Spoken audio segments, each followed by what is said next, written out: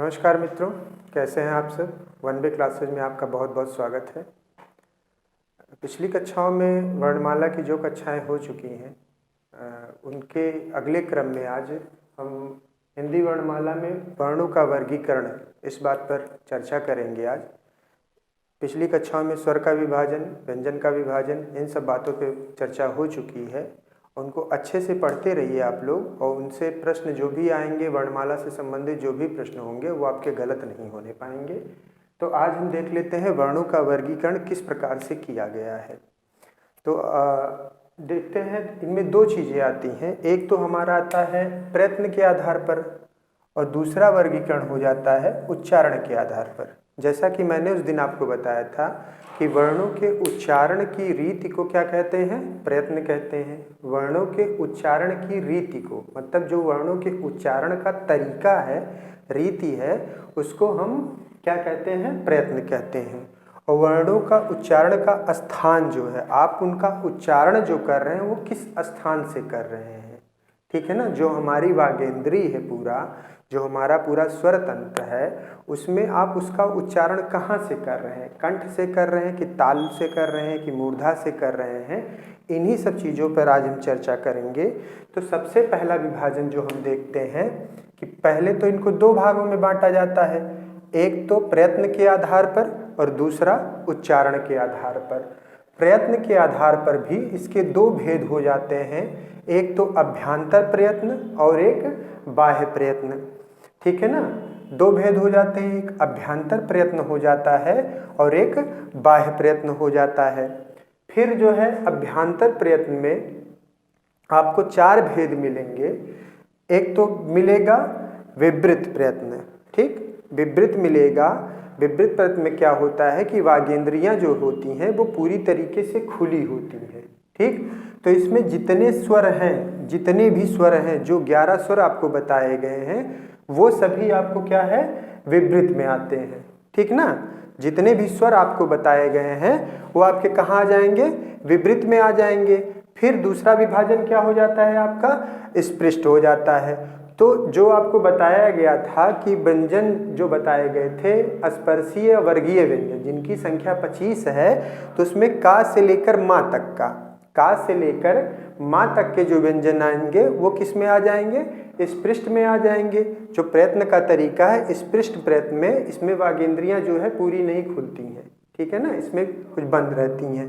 तो ये जो है स्पृष्ट में हो जाए का से माँ तक।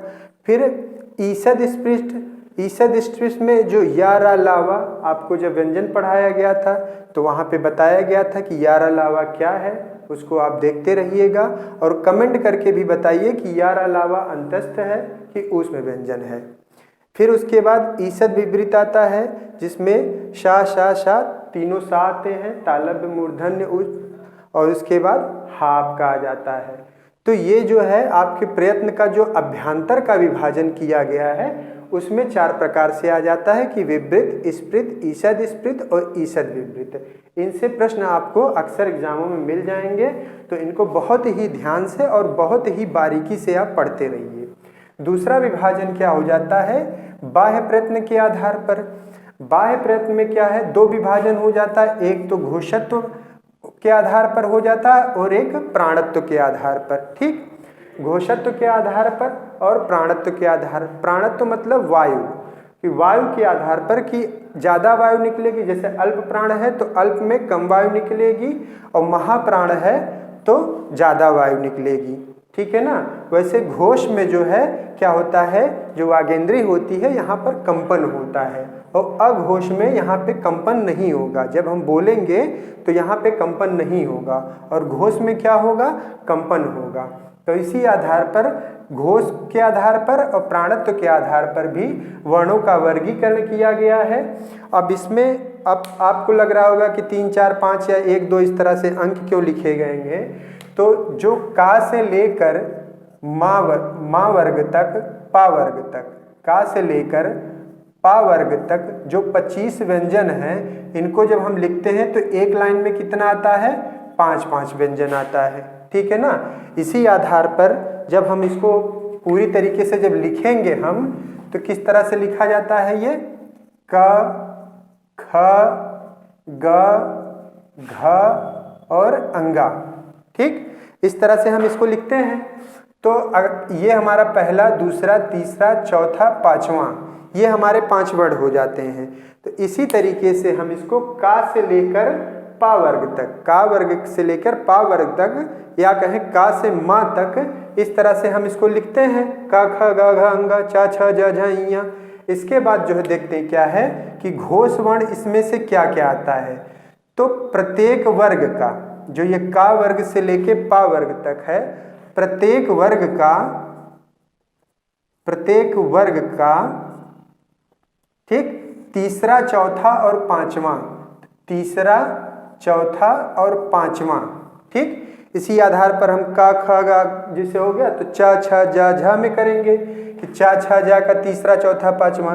तो तीसरा, चौथा और पांचवा जो वर्ण है का से लेकर पा वर्ग तक, वो क्या है, घोष है, या इनको सघोष भी कहा जाता है।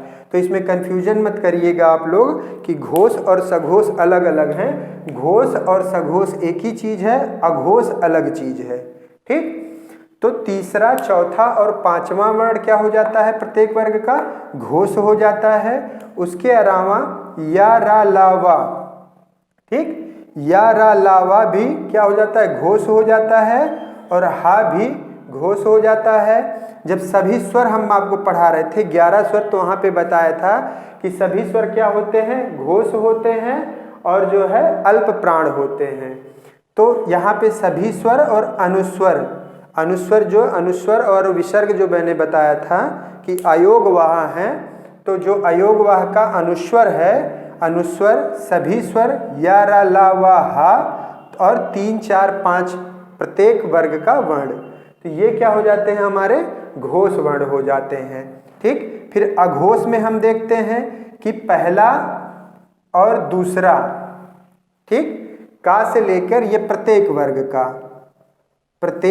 का जो का से ले का, खा जो है, प्रत्येक वर्ग का पहला और दूसरा वर्ण जो है वो क्या हो जाएगा, अघोष हो जाएगा। फिर तीनों सा हमारे, ठीक, तीनों सा जो उस दिन आपको बताया था कि कौन सा दंत सा है, कौन सा मूर्धन्य सा है, कौन सा जो है। अब जैसे यहाँ पे जैसे देखेंगे, जब आपको हम यहाँ उच्चारण पढ़ाएंगे तो यहाँ भी स्पष्ट हो जाएगा कि ये वाला सा आपका तालव्य सा हो जाएगा, जैसा मैंने व्यंजन पढ़ाते वक्त बताया था, ये मूर्धा हो जाएगा, ये दंत सा हो जाएगा। तो इस प्रकार से तीनों सा जो हैं ये आपके जो है अघोष हो जाते हैं, और विसर्ग भी आपका क्या हो जाता है, अघोष हो जाता है। तो इन चीज़ों को ध्यान में रखिएगा कि अघोष क्या है और सघोष क्या है। कोई भी एग्जाम ऐसा नहीं होगा कि वर्णमाला से अगर कोई प्रश्न आ रहा है तो वहाँ पर घोष न पूछा जाए या अघोष न पूछा जाए। तो याद रखिएगा कि पहला और दूसरा वर्ण प्रत्येक वर्ग का से जो पा वर्ग तक का जो विभाजन किया गया है 25 वर्णों का, उसमें से पहला और दूसरा वर्ण अघोष होगा, तीसरा, चौथा और पांचवा घोष होगा। ठीक, अभी इसकी एक ट्रिक है, वो भी मैं आपको समझा दूंगा, पहले और पूरा देख लेते हैं। फिर उसके बाद दूसरा, प्राणत्व के आधार पर जो वायु निकलती है जब हम बोलते हैं, उसके आधार पर किस तरह विभाजन किया गया है। तो उसके आधार पर 2 विभाजन है। एक विभाजन तो हमारा हो जाता है अल्प प्राण का और एक महाप्राण का। जैसे कि शब्द लगा है अल्प प्राण, मतलब कम हवा निकलेगी, और दूसरा क्या है, महाप्राण, मतलब ज़्यादा हवा निकलेगी। तो हम देखते हैं कि प्रत्येक वर्ग का जो पहला, तीसरा और पांचवा है, प्रत्येक वर्ग का पहला, तीसरा और पांचवा, तो प्रत्येक वर्ग का क्या है, पहला, तीसरा और पांचवा। ठीक, प्रत्येक वर्ग का पहला, तीसरा और पांचवा वर्ण क्या हो जाएगा, अल्प प्राण हो जाएगा। जैसे आप क, ठीक, ग, अंगा ये बोलेंगे तो कम हवा निकलेगी। लेकिन जब महाप्राण ध्वनि है, जैसे महाप्राण में क्या है, दूसरा और चौथा, ये दूसरा और चौथा ये हमारा क्या है, महाप्राण है। तो खा, घा, तो इसमें क्या है, ज़्यादा हवा निकलती है। तो इसी के आधार पर इससे जो वायु निकलती है मुंह से, उसी के आधार पर इसका विभाजन किया गया है। तो प्रत्येक वर्ग का प्रथम, तृतीय और पंचम वर्ण जो है आपका अल्प प्राण हो जाता है, और द्वितीय और चतुर्थ वर्ण जो है महाप्राण हो जाता है। इसके अलावा या, रा, ला, वा, ये आपका अल्प प्राण हो जाता है। यहाँ पे देखेंगे तो या रा ला वा घोष था, लेकिन यहाँ पे क्या हो जाता है, जब या रा ला वा बोलते हैं हम तो कम वायु निकलती है मुंह से। ठीक, फिर अनुस्वर जो है आपका, ये भी आपका अल्प प्राण हो जाएगा, और सभी स्वर जो है आपके अल्प प्राण हो जाएंगे। ठीक, महाप्राण में इसी तरीके से शा शा शा हा, ये आपका महाप्राण हो जाएगा। इसको याद करने का एक तरीका है, जैसे कंफ्यूजन हो जाता है कि घोष क्या है, अघोष क्या है, अल्प प्राण क्या है, महाप्राण क्या है। ठीक, तो आप तो पहले तो ये संख्या याद कर लीजिए। एक तरीका तो ये है कि 12 घोष है, 345 घोष है। ठीक, फिर इसमें 135 अल्प प्राण है, 24 महाप्राण है। अगर मिक्स हो रहा है तो एक काम करिए, आ से क्या है, अघोष है, और आ से क्या है, अल्प प्राण है। तो अघोष मतलब 12। ठीक, फिर ये 1 से ये भी शुरू हो रहा है, 1 से 1 3 5 भी शुरू हो रहा है। ठीक है ना, अल्प प्राण भी 1 3 5 हो रहा है, और अघोष भी, चूंकि आ से ये है तो आ से ये भी है, तो एक इसमें भी हो जाएगा, एक इसका हो गया।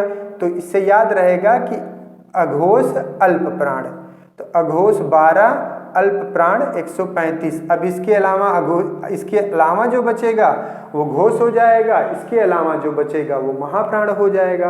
तो वो आसानी से आपको याद हो जाएगा कि अघोष अल्प प्राण क्या है और घोष और महाप्राण क्या रहेगा।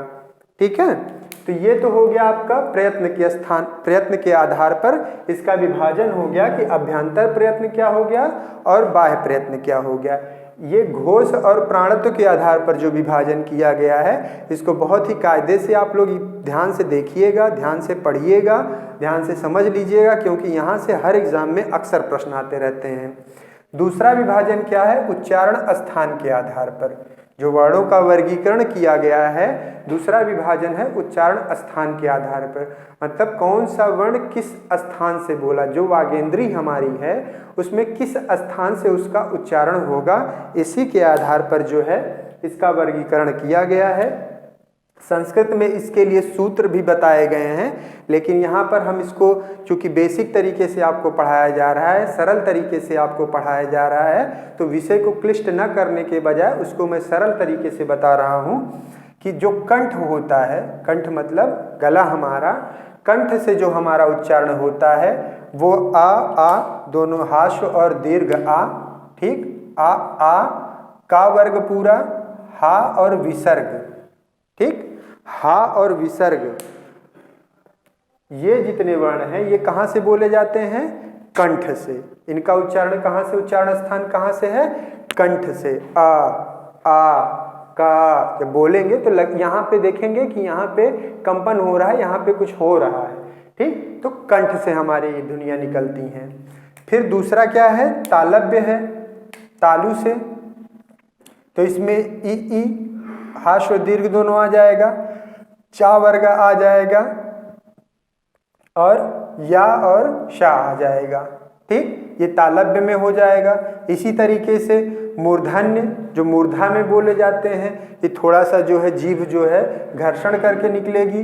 री टा वर्ग टा ठ डा, देखेंगे जीभ जो है ऊपर जो है थोड़ी सी मुड़ रही है, मूर्धा का रूप ले रही है, रा और शा। ठीक, ये मूर्धन्य इनका स्थान होता है उच्चारण का। दंत के रूप में कि दांत को स्पर्श करते हुए किस प्रकार से उच्चारण किन किन वर्णों का होता है, तो आपका ता वर्ग, ला और सा। ठीक, जो तालव्य सा है उसका उच्चारण यहाँ पे है, तालु से जो तालव्य वाला है, मूर्धन्य सा है यहाँ पे उसका उच्चारण है, और दंत सा जो है इसका उच्चारण यहाँ है। तो इसलिए तीनों सा का अंतर भी जानते रहिएगा, कभी एग्जाम में पूछ लेगा कि इनमें से दंत सा कौन है, या किस वर्ण का उच्चारण, किस सा का उच्चारण दंत के माध्यम से होता है। ठीक है ना, तो इनको ध्यान में रखिएगा। पांचवा विभाजन क्या हो जाता है आपका, ओष्ठ के आधार पर। ओष्ठ में जो है, जो हम ओठ से बोलते हैं, ओठ का स्थान से, ओठ के स्थान से उच्चारण होता है, तो उ पा वर्ग, पा जब बोलेंगे पा फा बा भा, तो देखेंगे ओठ आपस में सट रहे हैं, उनका उच्चारण स्थान क्या है, ओठ है। दूसरा क्या है, अनुनासिक। अनुनासिक का मतलब होता है जहाँ पर मुख और नाक दोनों से जो है उनका उच्चारण हो, दोनों के संयोग से उनका उच्चारण हो। तो जो पांचों वर्ग हैं जो उनका अंतिम अक्षर है अंगा, इया, ड़, न, मा, ठीक, इनका उच्चारण अनुनासिक के रूप में होता है। और अनुस्वर, ठीक, अनुस्वर का उच्चारण जो बिंदी लगती है ऊपर अंग के रूप में, उसका उच्चारण। और जो ये पांचों वर्ण हैं, अनुनासिक जो वर्ण हैं, इनको पंचमाक्षर भी कहा जाता है। इनको क्या कहा जाता है? पंचमाक्षर भी कहा जाता है। पांचों वर्ण का अंतिम अक्षर है ये। पांचों वर्ग जो हैं, का वर्ग, चा वर्ग, ता, पा, जो ये वर्ग हैं हमारे, इनका जो है अंतिम अक्षर होता है। तो इसको अनुनासिक के रूप में हम देखते हैं। कंठ और तालव्य, कंठ तालव्य, कंठ से और तालु से मिला के जो वर्ण बोले जाते हैं उनको क्या कहते हैं?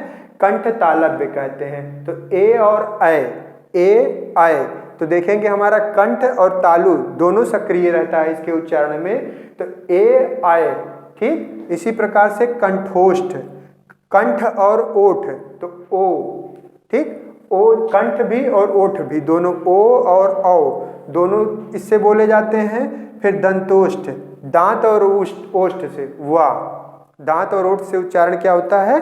वा का। तो इस प्रकार से आपने देखा कि वर्णों का जो वर्गीकरण किया गया है वो दो आधार पर किया गया है, एक तो प्रयत्न के आधार पर, एक उच्चारण के आधार पर। इस तरह से आप चार्ट बना लीजिएगा और याद करने का जिस तरह से तरीका बताया गया है उसको देखते रहिएगा। बराबर इसी को जो है देखते रहेंगे तो आपकी जो भी गलतियां होती रहती हैं परीक्षा के दौरान, वो गलतियां आपसे नहीं होने पाएंगी। इतने आसान तरीके से इसीलिए आपको समझाया जा रहा है कि आप अपनी परीक्षा में अगर वर्णमाला से कोई भी प्रश्न आ रहा है तो उसको गलत ना करें, उसको जो है एकदम अच्छे से करके आएँ और कोई प्रश्न भी आपका ना तो छूटने पाए ना तो गलत होने पाए। क्योंकि आगामी जितनी भी परीक्षाएं होने वाली हैं या जो भी परीक्षाएं हमारी हो रही हैं, लगभग सभी परीक्षाओं में अब माइनस मार्किंग कर दिया जा रहा है। तो अगर आप किसी भी प्रश्न को लेकर श्योर रहेंगे तो आप कभी भी परीक्षा से आप बाहर नहीं होंगे। आप रिजल्ट जो आएगा उसमें आपका रोल नंबर अवश्य रहेगा। चैनल पे लगातार बने रहिए, अपना कमेंट देते रहिए, चैनल को लाइक करिए, सब्सक्राइब करिए। धन्यवाद।